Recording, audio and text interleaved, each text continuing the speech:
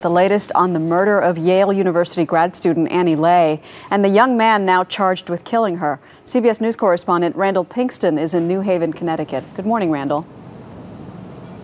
Good morning, Maggie. Right now, 24-year-old Raymond Clark III is being held in a high-security Connecticut prison on $3 million bond.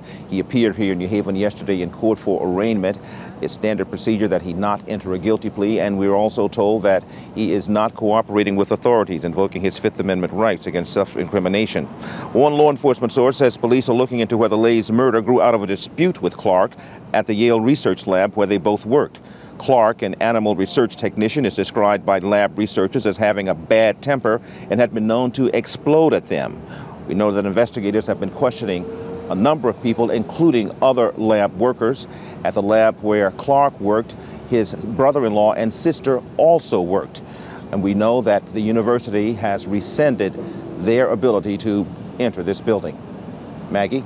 Randall Pinkston in New Haven, Connecticut. Thanks, Randall. CBS News legal analyst Lisa Bloom is in Los Angeles to talk more about this case. Good morning, Lisa. Good morning. There appears to be such a strong physical case against Mr. Clark, and it seems like every day we're hearing of more evidence. Today, supposedly a text message requesting a meeting, blood evidence on his boots, a green pen, which he apparently always used, found at the scene, his swipe card showing that they were together for an hour.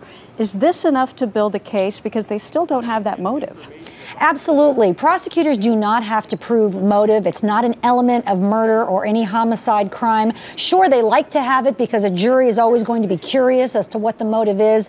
But when there's a mountain of physical evidence, which sounds like what we're gathering here now, they certainly don't need to have motive. It could have simply been that this defendant flew into a rage over a workplace dispute. He could have been a jilted would-be lover. We may never know the actual reason if he is the killer, but when we have her DNA on his boots that have his name on it, when we have his green pen at the crime scene, when we have his DNA on her body and her clothing, that would be sufficient to convict him beyond a reasonable doubt.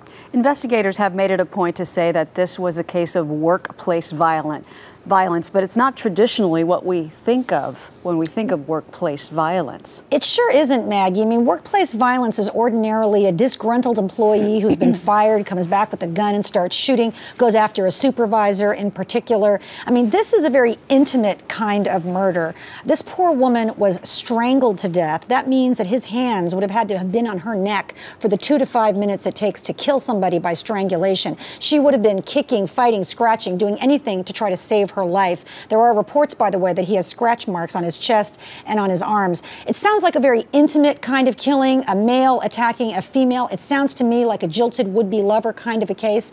But you never know. In the annals of crime and justice, there are a lot of strange stories. It's possible this is really just over a workplace dispute. And what about the reports this morning that he may have had help hiding the body? If, in fact, they tracked down a person who helped him, that person could be a big witness for the prosecution.